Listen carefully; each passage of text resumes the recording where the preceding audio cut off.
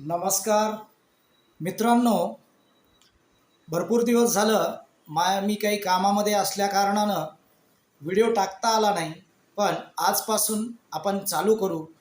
आज व्हिडिओ करण्यापाठीमागचा उद्देश असा आहे, उद्या आहे गुरुपौर्णिमा. गुरुपौर्णिमा आहे आणि गुरुपौर्णिमेच्या निमित्तानं गुरु आणि सद्गुरू याच्यातला फरक काय आहे तो मी आज तुमच्यासमोर डिस्कस करणार आहे. मित्रांनो, गुरु आणि सद्गुरू, गुरु हा फुटाफुटावर भेटणारा प्रकार आहे. गुरु काय आहे? गुरु असा आहे, गुरुला आशा असते, अपेक्षा असते, आकांक्षा असते, अभिलाषा असते. गुरुला प्रत्येक गोष्टीची आसक्ती असते, त्याला गुरु म्हणतात. सद्गुरू कोण असतो? तर सद्गुरू तुकाराम महाराजाचा सुंदर असा अभंग आहे. सद्गुरू अभक्ता ऐसे जाण जे देही उदास, गेले आशापास निवारुणी, विषय तो त्यांचा झाला नारायण, ना आवडे जन धन, आणि शेवटला सांगितलं आई वडील सुद्धा ऐकत नाही, असा तो सद्गुरू. सद्गुरूला स्वार्थ नसतो, सद्गुरूला कुठल्याही प्रकारची आशा नसते, अपेक्षा नसते, आकांक्षा नसते, अभिलाषा नसते. सद्गुरू भेटण्यासाठी तुम्हाला तुमच्या पत्रिकेमध्ये म्हणजे तुमच्या जन्मकुंडलीतील गजकेसरी योग असणं गरजेचं असतं. गजकेसरी योग कधी तयार होतो?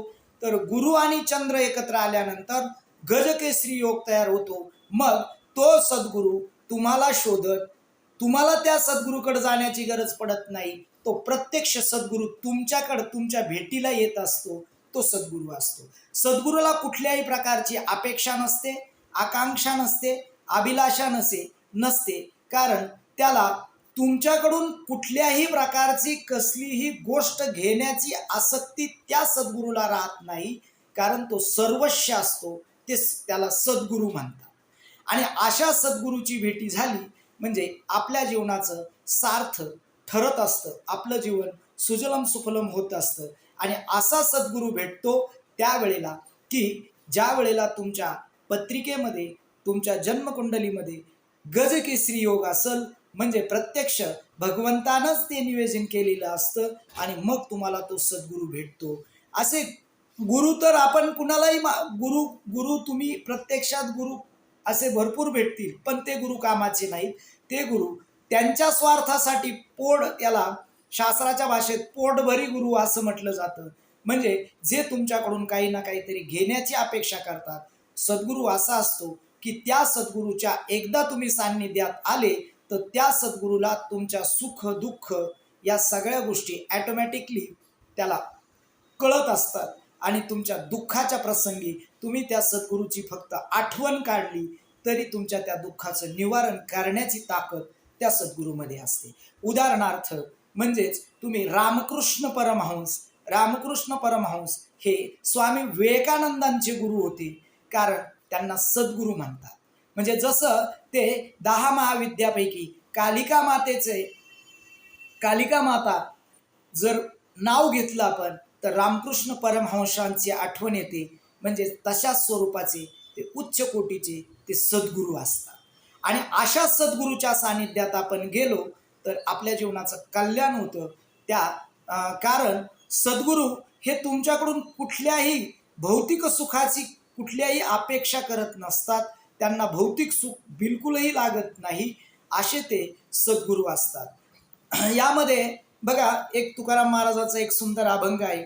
म्हणजे भाग्य उदयाचा ठसा, झालो सन्मुख तो कैसा, संत चरण पावलो, आजी फिटले माझे कोडे, भव दुःखाचे साकडे.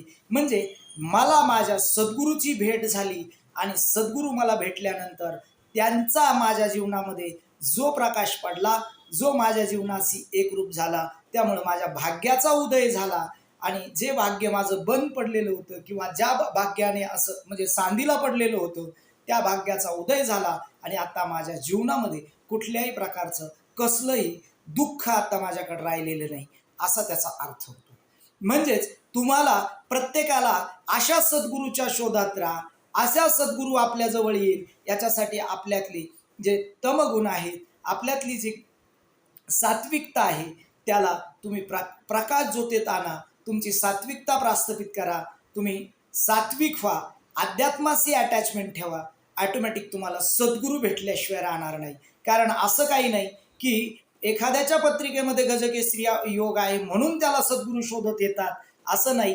तर तुमच्या सुद्धा पत्रिकेमध्ये गजकेसरी योग तयार करण्यासाठी तुम्हाला आध्यात्मिक होणं गरजेचं आहे, तुम्ही सात्विकता प्रदान करणं गरजेचं आहे. आणि हे ज्यावेळेस तुम्ही करणार त्यावेळेस निश्चितच तुम्हाला भगवंत भेटल्याशिवाय राहणार नाही. भगवंत, कारण असं सद्गुरू हे असे असतात की ते आपल्याला भगवंताच्या जवळ म्हणजे आपल्या अनंत अशा पापाचा नाश करून भगवंताशी एकरूप करण्याचं काम फक्त आणि फक्त कोण करू शकतं, ते म्हणजे फक्त सद्गुरू.